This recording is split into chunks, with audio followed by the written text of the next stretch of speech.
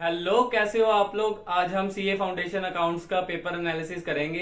इस बच्चे के 93 मार्क्स आए हैं और इससे हमें पता चलेगा कि हमने एग्जाम में हमारा आंसर प्रेजेंट कैसे करके आना है और सामने वाला चेकर जो हमारा एग्जाम पेपर चेक कर रहा है उसकी टेक्निक क्या है चेक करने की और उसका माइंडसेट क्या है पेपर चेक करने वक्त, और उस हिसाब से हम प्लानिंग करके जाएंगे हमारे एग्जाम में।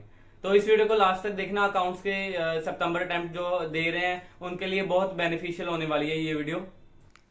ये है वो आंसर शीट जिसमें 91 मार्क्स स्कोर हुए हैं 100 में से। और सबसे पहला एग्ज़ाम में आपको शीट मिलेगी, उसमें आपने अपना ये सीए फाउंडेशन लिखना है इधर। उसके बाद सब्जेक्ट का नेम आपके एडमिट कार्ड पे होगा, वहाँ से देख के लिखना। और इस चीज़ को ब्लैंक छोड़ना है। एंड में अगर आपने शीट एक्स्ट्रा यूज़ की तो उसकी नंबरिंग लिखनी है यहाँ पे। और ये चीज़ भी ब्लैंक छोड़ के आनी है, आपने कुछ नहीं लिखना है एग्ज़ाम में इस पर। और सबसे पहले तो आ जाते हैं हमारे फर्स्ट पेज पे। फर्स्ट पेज जैसे आपको पता है, क्वेश्चन 1 कंपलसरी क्वेश्चन होता है हमारा एग्जाम में। इसके 12 मार्क्स के ट्रू फॉल्स आते हैं, मतलब 6 ट्रू फॉल्स आते हैं एग्जाम में। आप लेंथ चेक कर सकते हो कितनी लिखनी है हमने एग्जाम में। मतलब इसने 5 to 6 लाइन में एक एक्सप्लेनेशन दी है ट्रू फॉल्स की। तो अगर आप एग्जाम में ट्रू फॉल्स भी अच्छे से करके जाते हो तो आपके स्टार्टिंग में ही 10 से 12 मार्क्स तो डायरेक्ट पक्के हो सकते हैं। और लेंथ आप सबकी चेक कर सकते हो, इतनी इतनी लेंथ लिखी है इसने। इसने वैसे कुछ ज़्यादा लिखी है, इसमें आप थोड़ी सी कम भी लिख सकते हो, चल जाएगा। लेंथ इतनी ज़्यादा मैटर नहीं करती, बट आपकी कंसेप्चुअल क्लैरिटी क्लियर होनी चाहिए ट्रू फॉल्स करते टाइम।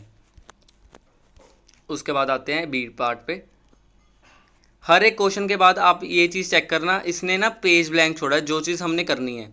आईसीआई ये कहता है हर एक क्वेश्चन करने के बाद पेज ब्लैंक छोड़ना है हमने। ये देखो, जैसे कि इसका बी पार्ट, क्वेश्चन 1 का ए पार्ट इसका ख़त्म हुआ, इसने बी पार्ट स्टार्ट किया। और ये थ्योरी क्वेश्चन था। ये अप्रोक्सीमेटली 4 मार्क्स का क्वेश्चन होता है। और इसकी लेंथ चेक कर लो आप, एक पेज इसने पूरा लिखा थ्योरी का और नेक्स्ट पेज पे भी इसने कुछ पॉइंट्स लिखे हैं। 4 नंबर का ये क्वेश्चन होता है, इसने पॉइंट देख लो कितने लिखे हैं, 1 2 3 और ये 4। 4 पॉइंट 5 पॉइंट लिखे इसने। और इसको 4 में से 4 नंबर मिले हैं इस क्वेश्चन में। तो लेंथ आपको इस पे एस्टिमेट होगी कि आपने लेंथ कितनी लिखनी है। उसके बाद आते हैं हम सी पार्ट पे अपने। सी पार्ट में देख लो, इसका इसने अपना डेप्रिसिएशन में मशीनरी अकाउंट बनाया हो। इसके सबसे पहले तो आप यार इसकी हैंड राइटिंग देख लो, हैंड राइटिंग कैसी है। हैंड राइटिंग इसकी भी अच्छी नहीं है। और ये चीज़ जो ये यूज़ नहीं करनी होती, इधर वाला पार्ट इसने ये भी यूज़ किया हुआ एग्ज़ाम में, बट हमने प्रेफर करना है ये चीज़ हमने यूज़ नहीं करके आनी, इधर वाला एरिया। बट इसने यूज़ किया हुआ है क्योंकि इसके पास इधर स्पेस कम थी। तो सबसे पहले तो आप इसकी राइटिंग देख लो और इसकी कटिंग्स देख लो कितनी कटिंग की हैं, बट फिर भी इसको मार्क्स अच्छे खासे मिले हैं। तो इस चीज़ के घबराना नहीं है कि आपकी राइटिंग अच्छी नहीं है या आपके मार्क्स राइटिंग की वजह से डिडक्ट होंगे, तो ऐसा कुछ भी नहीं है। राइटिंग या कटिंग की वजह से डिडक्ट नहीं होते, बस आपके ना कंसेप्ट क्लियर होने चाहिए और डिटेल्स मेंशन होनी चाहिए। जिसने जैसे इसने डिटेल मेंशन प्रॉपर किया है, डेट 1 अप्रैल 2019 20 21, प्रॉपर एग्जामिनर को समझ आ रहा है। देखो, एग्जामिनर को भी समझ आ रहा है और मेरे को भी समझ आ रहा है इसने लिखा क्या है। तो अगर कोई भी चेक करेगा इसको मार्क्स देगा ही, अगर इसका बैलेंसिंग आ रहा है प्रॉपर। अगर इसने अमाउंट्स प्रॉपर लिखे हैं तो इसको मार्क्स मिलेंगे ही मिलेंगे। और एक चीज़ का ध्यान रखना, अगर आपका प्रॉपर मैच भी नहीं हो रहा, बैलेंस प्रॉपर भी नहीं निकल रहे, आपको स्टेप मार्क्स मिलेंगे। जो ये हर एक बॉक्स ना स्टेप मार्किंग का होता है हमारे एग्जाम में, हर एक बॉक्स। तो याद रखना, एग्जाम में अगर आपको कुछ नहीं भी आ रहा तो भी आप, अगर आपको उसका 20-30% भी आता है तो आप उसको अटेम्प्ट करके आओगे, क्योंकि आपको उसमें से स्टेप मार्किंग मिलेगी। अब नेक्स्ट पे आते हैं। और वर्किंग नोट में चेक कर लो, वर्किंग नोट अगले ने बनाए हैं तो इसको मार्क्स भी मिले हैं। तो वर्किंग नोट हमने भी बना के आने हैं, वर्किंग नोट को अवॉइड नहीं करना, वर्किंग नोट के मार्क्स होते हैं एग्जाम में, ठीक है। उसके बाद जैसे कि एक पेज इसने भी छोड़ा प्रॉपर, उसके बाद अगला क्वेश्चन स्टार्ट किया होगा। अगला क्वेश्चन इसने बिल्कुल लाइन वाइज किया, जैसे इसने अभी सेकंड क्वेश्चन फर्स्ट के बाद सेकंड किया। आप शफल भी कर सकते हो, फर्स्ट के बाद थर्ड भी कर सकते हो, फोर्थ भी कर सकते हो, शफल कर सकते हो। बस जो ये बीच वाले सब पार्ट होते हैं, ए पार्ट बी पार्ट, ये नहीं शफल कर सकते एग्जाम में। तो ये देख लो। उसके बाद assumed books account are close on 31 March. Assumption कुछ अगर आप एग्जाम में ले रहे हो तो एजम्पशन मेंशन करके आनी है। मैं आपको ये भी बताने वाला था, मैंने जून में मान लो कुछ एक आधी ना एजम्पशन लेके आया था एग्जाम में, तो वो मैं मेंशन करके आया था कि इसकी डेट ऐसे नहीं, मैंने ऐसे लेट की है। तो वो चीज़ एजम्पशन आपको एग्जामिनर को बता के आनी है। तो लेंथ देख लो कैसे, इस मतलब क्वेश्चन कैसे लिख रहा है, टाइटनेस देख लो कितनी है क्वेश्चन की। हर एक चीज़ एक दूसरे के बीच में है, पर फिर भी इसकी हैंडराइटिंग समझ आ रही है। मतलब मैं पढ़ पा रहा हूँ ये क्या लिखा है, ये 175 लिखा है, ये 53 लिखा है। ये 16920 लिखा है, तो चीज़ पढ़ी जा रही है। बस एग्जामिनर को यही है चीज़, अगर उसके पढ़ी जा रही है तो अगला मार्क्स देगा आपको। अगर आपने सही लिखी है और उससे पढ़ी भी जा रही है तो मार्क्स मिलेंगे। हैंड राइटिंग का कोई ऐसी दिक्कत नहीं है। अगर आपको मान लो पेपर में यहाँ पे ना मतलब स्पेस कम मिले तो आप ये लाइन भी यूज़ कर सकते हो। वैसे मैं प्रेफर नहीं करूँगा, बट आप यूज़ कर सकते हो अगर आपको स्पेसिंग कम मिले। तो वर्किंग मतलब यार मेरी बात सुनो, अगर एग्ज़ाम में आप सारा भी अटैम्प्ट नहीं करके आते, अब कुछ पोर्शन करके आ रहे हो बट वो अपना 100% दे के आ रहे हो ना, तो 10-10 मार्क्स जैसे इसको मिले ना आपको भी मिलने वाले हैं। और पासिंग मार्क्स तो आराम से निकालोगे, बट पासिंग छोड़ो, अच्छे से अच्छे मार्क्स निकालोगे। तो अगर कुछ आता है तो अच्छे से करके आओ, अगर कुछ नहीं आ रहा तो उसको करके आओ जितना आ रहा है। तो क्योंकि स्टेप मार्क्स मिलेंगे, स्टेप मार्क्सिंग एक एक मार्क्स की कीमत है हमारे सीए फाउंडेशन के एग्ज़ाम में। उसके बाद ये देखो जर्नल एंट्री में नरेशन की चीज़ देख लो। बंदे ने हर एक जगह नरेशन लिखा है। देखो हम स्टार्टिंग से ना करते आ रहे हैं, बट हमें ना नरेशन की प्रैक्टिस ही नहीं होती नरेशन लिखनी कैसे है। नरेशन में बीइंग लिखा, सिर्फ 2-3 वर्ड लिखे, ख़त्म। हमने ज़्यादा उधर लंबा नहीं लिखना नरेशन को, कुछ नहीं, टाइम नहीं वेस्ट करना। बट क्या होता है, हमें ना आदत नहीं होती नरेशन लिखने की, तो पेपर में ना हम भूलते हैं नरेशन लिखना। बार बार हमें ना स्किप हो जाती है, नरेशन नहीं लिखी, नरेशन की वजह से ना दिक्कत आती है। तो याद रखना पेपर में हमने नरेशन लिख के नहीं, नरेशन के मार्क्स हैं एग्जाम में। फॉर्मेट इसका फॉर्मेट देख लो कैसे बनाया है, पेंसिल से बनाया, आप पेन से भी बना सकते हो, ऐसी कोई दिक्कत नहीं है। बट ये चीज़ ध्यान रखना, स्केल उठाना साथ साथ जल्दी जल्दी मारना। ये नहीं है आपने प्रॉपर फॉर्मेट बनाना है, नीचे लाइन जैसे आप हम सोचते हैं ना, जैसे प्लस टू में हम करते होते थे, ऊपर प्रॉपर लाइन मारी, ये 2 लाइनें मारी, उसके बाद नीचे से भी पूरी लाइन मारी, बॉक्स को बंद किया, वो चीज़ काम नहीं करने। सीए फाउंडेशन है यार, एग्जामिनर को भी पता है एग्जामिनेशन लेंथी है, तो आप अपना टाइम सेव करो, सिर्फ 2 लाइनें मारो, जैसे जर्नल एंट्री में इधर ज़रूरी होती हैं, तो अपना क्वेश्चन स्टार्ट करो, टाइम बिल्कुल मत वेस्ट करो। और हर एक सब पार्ट ना एग्जामिनर को क्लियर होना चाहिए, जैसे ये 1 पार्ट है, ये 2 पार्ट है, ये 3 पार्ट है। कई बार क्या होता है हम नरेशन लिखना भूल जाते हैं, यहीं से अपना क्वेश्चन स्टार्ट कर देते हैं और बाद में याद आता है नरेशन भी लिखनी थी। बीच में ही हम नरेशन लिख रहे होते हैं, बीच में ही क्वेश्चन आ रहा होता है, कुछ समझ आ नहीं रहा होता, एग्जामिनर का खुद को भी पढ़ा नहीं जा रहा होता हमारे, तो उस चीज़ की दिक्कत आ सकती है। ध्यान रखना, खुला खुला लिखना यार। फ्री की शीट है, यूज़ करो जितनी कर सकते हो, फ्री की शीट दे रहे हैं, यूज़ करो, बस अच्छे से लिख के आओ, खुला खुला लिख के आओ, कोई चक्कर नहीं है। उसके बाद मैं आपको ना एक बढ़िया सा क्वेश्चन दिखा रहा हूँ, इसका कटिंग, ये चीज़ चेक कर लो। अगर आपकी कोई कटिंग हो रही है, घबराना नहीं है, उस पर काटा मारो, ऐसे प्रॉपर ऐसे रब नहीं करना है, ऐसे ऐसे ऐसे ऐसे, ये चीज़ नहीं करनी। सिर्फ आप सिंगल लाइंस मारो कि ये चीज़ हमारी गलत है, तो हम आगे कर रहे हैं उसकी चीज़, ठीक है। ये चीज़ कोई दिक्कत वाली बात नहीं है। आप यार प्रेजेंटेशन ना अच्छी करनी है, ये भी नहीं है कि आप सजाने लग जाओ लड़कियों की तरह कि हम सजा के आ रहे हैं बिल्कुल एग्ज़ाम को।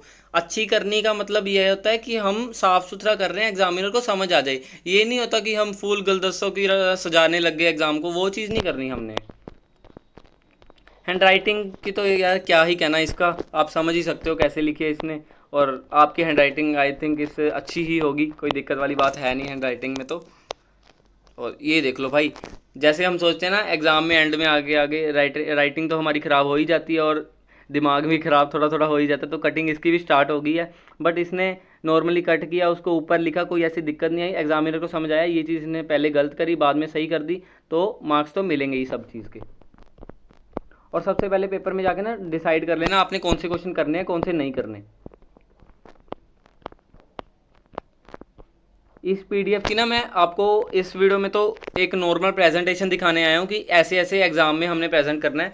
बस इस मतलब पीडीएफ की ना डिटेल्ड एनालिसिस मेरे यूट्यूब चैनल पे है, मैं आपको लिंक डिस्क्रिप्शन में दे दूंगा, अगर आपके पास टाइम है आप देख सकते हो। मैंने एक एक चीज़ इसमें डिस्क्राइब की हुई है कि कैसे लिखी है उसने, क्या लिखा है, तो इसका डिटेल्ड एनालिसिस भी यूट्यूब पे अवेलेबल है, तो आप वो भी देख सकते हो। आज के दिन तो मैं आपको सिर्फ ओवरव्यू देने आया हूँ कि हमने एग्जाम में जाके प्रेजेंट कैसे करना है आंसर को। देखो सेकंड के बाद इसने अपना 5th क्वेश्चन स्टार्ट किया, तो शफल कर सकते हो, ऐसी कोई दिक्कत वाली बात नहीं है। मैं आपको ये चीज़ बता रहा हूँ, मान लो ये इधर लिख रहा है ना 1 2 3 4 5 6 7 जितनी भी इसने एंट्री लिखी है, तो हर एक एंट्री के मार्क्स हैं। ये देखो अमाउंट के पास ना एक बॉक्स बना हुआ है, 1 box 2 box 3 box 4 box 5 box 6 box 7 box.